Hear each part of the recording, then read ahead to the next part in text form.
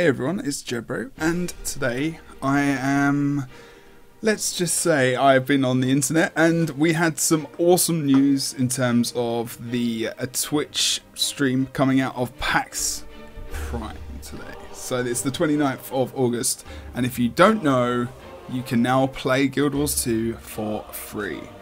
There's been some interesting thoughts and ideas about this at the moment, but what I wanted to do was just give my opinion on it. And it's this is what happens on the internet, which kind of gets to me very often. They hear something from someone else and they hear, oh god, the game's going free to play, everything is over, you know, it must be in a bad state, or, you know, rest in peace, the world's ending. And I'm like, guys, can you read the damn info? Like, seriously, go to the website and read what you actually get when you play for free. It's not free to play, it's play for free, which is what kind of has been quoted in different places on the internet as well, and on Twitter and whatnot. You know, one article I read said, you know, it's not free to play, it's play for free, which is, you know, different, and maybe we can talk about that. But basically, right, here we go. Here's the main page. I'm going to put this information in the description below. It's account.arenanet.net, and basically you can sign up for the free to play. Sorry, play for free. Wow, I said it then. And you just saw the trailer there as well. It looks pretty cool. You know, the trailer was actually quite nice. It gives a good intro, tells you what you can kind of do. And I'll tell you why I think one of the reasons might be for this to go to a play for free model, as well as, you know, well, the way I'm looking at it from a PvP point of view, and maybe, you know, the rest of the game as well, because I'm talking about this generally. But what I'm going to first of all do is show you, this is where you can sign up, and you can also download the client from here as well, pretty easily. But this is another page that we found during myself, Bogota, and Aurora Peachy did a podcast today. We did the preview back in January of the actual expansion and the release of that, and we did a lot of reactions and stuff, and there was a little panel. And this is a page which we were talking about. We found while we were just, you know, having a look for some information about what free play for free actually means. So here you go. Look, there's different account types, and it gives you all the comparisons of what exactly you can expect to get. So let's go down the free account one. Now, I will put this link as well, and a lot of people haven't seen this up until now. They probably will. There'll probably be links on Facebook, but if you're in part of my community on YouTube, then maybe you haven't seen this. Maybe you're a PvPer and you just, you know, you haven't really had a look too much, because you might not be too concerned, because it's not got anything to do with you. But if you're wondering about getting your friends involved, or family, or anyone you want to get to try the game out, here's what you get. Free account, so you can compare it to Heart of Thorns and also the core Guild Wars 2 account. You get 2 character slots, fair enough. You get 3 bag slots, whereas you start with 5 if you actually buy the game. Obviously you don't get Revenant, because you only get Revenant with Heart of Thorns. Heart of Thorns maps content, so obviously anything to do with Heart of Thorns you're not going to get. So, you get the starter maps only until character reaches level 10.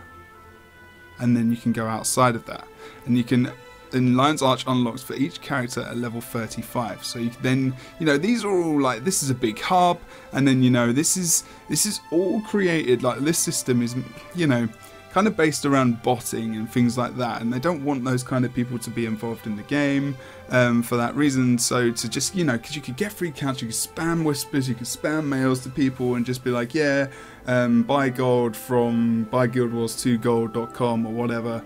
And, you know, there's one of those issues they're kind of thinking about, and have been implementing these things like, you know, the security thing for your account and stuff like that. Because if you buy the game, like as of now, you have to get one of these security things on your account to enable you to you know, continue, I believe, as well. I haven't actually created one myself 100%, but this is what has been said around as well. So I need to 100% get that information, but I believe the people who have been telling me this. Also, you know, obviously masteries, you know, that's not going to be part of it because it's part of Heart of Thorns as well.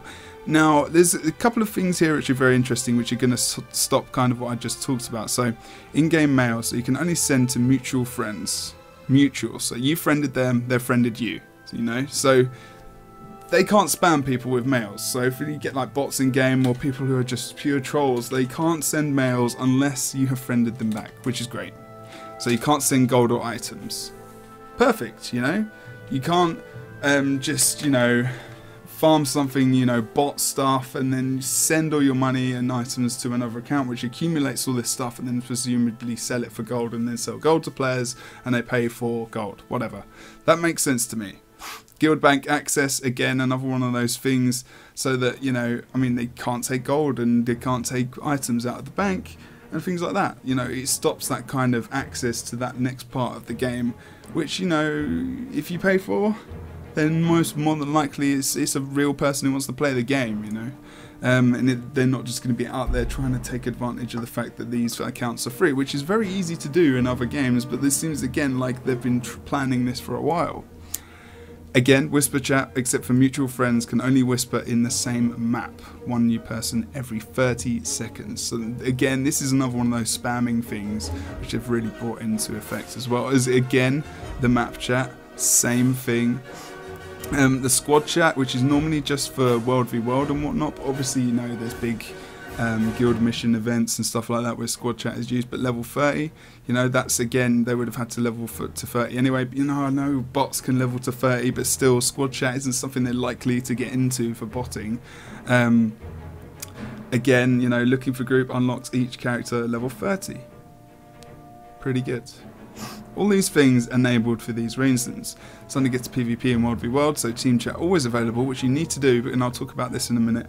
Chat in PvP or lobby unlocked when the account reaches PvP rank 20, which is also the same rank you need to be to enter into the ranked arena, which, you know, is with the idea that you're thinking about getting into PvP a lot more. Obviously rank P20 isn't very high, but that's another conversation for another day. Emotes, maps, and say chat unavailable during matches, which is fair enough, you know. People coming into games and wanting to troll about, and PvP potentially could be one of those issues and one of those places that could happen. World v World unlocked account wide when one character reaches level 60, which is brilliant, you know. You don't want the similar kind of thing as well happening as I said above, you know, people trolling in chat, people botting and getting into World v World maps and taking up space for other people that want to actually play the game and play the mode, you know. So that's very interesting. It's a good addition again, and this is one of the most important things in this, in my opinion, and that's the daily login bonus. You don't want them to be getting that. So otherwise, people could just buy shitloads of, like, well, not even buy, you know, just sign up for tons of accounts, get all the daily logins for like a day. Can you imagine the amount of laurels and gear and, you know, just everything that you can amount up? That would just be ridiculous if that wasn't the case. So that's good that that's there. Gem store, so items unusable by free accounts such as Glider are unavailable. Makes sense. I mean, you can't use them anyway until you get Heart Thorns. Currency exchange, this is good. Gems to gold exchange available, but gold to gems exchange unavailable. And this would be, you know, farming people, accounts that are farming gold and then selling gems, and then selling that gold to get gems on, you know, for their accounts, so they can possibly sell items in the game. So you could say, you know, websites could be like, purchase the, I don't know, Balthasar outfit today for this amount of gems or whatever, like less gems maybe than what Guild Wars 2 is selling, and then they can just buy the item and send it to them. And they would have paid like some real money, stuff like that, you know. I'm just thinking about situations. Trading post can buy and sell items from a selected list, so I'm guessing this is going to be quite minute, so maybe basic stuff at a very small, low level. And then no forum posting, which again, it makes complete sense. You know, you're not able to spam the forums. If you want to get more involved in the community, you buy the game, which will be, you'll be buying Heart Thorns more than likely, and you'll have full access to everything that you would do here. And, you know, you can see the differences. You know, we all know about this. If you get Heart Thorns, you get Revenant. You get Heart Thorns, you get the maps. It's all obvious, you know, masteries and whatnot as well. So, really, that's quite a lot of the information. I mean, it's not really that much of an issue. I mean, I've seen some interesting ones, people talking about how, you know, this is the end of the game and rest in peace, I'm quitting. And it's like, I'm like, why? Why? Like, we're going to get tons of free players, free people coming in so we can show them how awesome our community is. You know, Mo said it during his speech that he wants us to show them how awesome we are as a community. And okay, we've got the trolls, we've got all the fun people that kind of get angry in different modes, and that's just people. That's not the general gist of this community. This community is friendly, this community is awesome, and you are awesome. So this is a good way to go, in my opinion. Now, the other thing I was going to say is to do more with PvP actually. So if we think about it, and I'm just going to scroll through, you can see this is the new site for Heartthorns. It's a little bit cut off at the sides, but it's no worries. I've just kind of zoomed into the middle here as well. But what really is one of the main things that I'm kind of happy about is the fact that now, because we've got all these free players coming in as well, is that they're going to be able to actually play PvP for free. And that is just absolutely amazing, because if you think about MOBAs and you think about, you know, how they get players in, you know, the game is free. They don't have to pay for the game. It's not like you pay for it and then you play it and then you get into the community and then you do all these things. You can play the game for free. You can test out the PvP mode and then buy the game later if you feel like it, if you want to get, you know, Revenant and whatnot as well. But they have full access to this. And this has been the problem for PvP, why our community is a lot smaller than the rest of the game, because people just want to play a game for free, they want to get in there, and then if they like it, they can invest in it.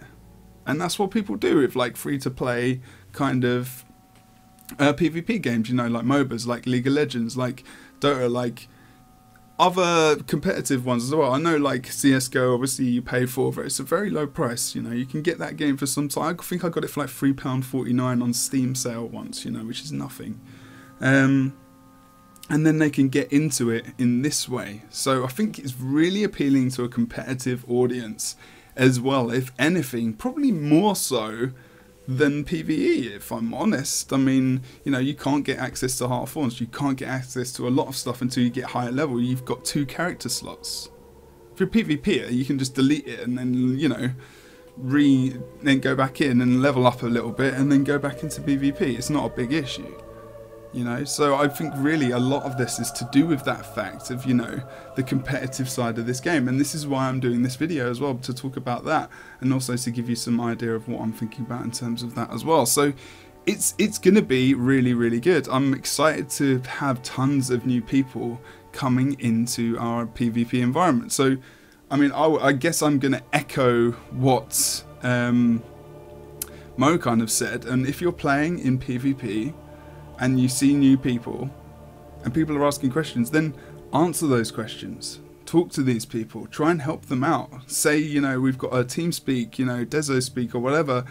Come and, you know, hang out and get to know new people, new players that might be potentially looking for a new game, somewhere to chill out, somewhere to just have some fun, you know, because at the end of the day, we want this community to grow. I do, for sure. And I know a lot of you do as well.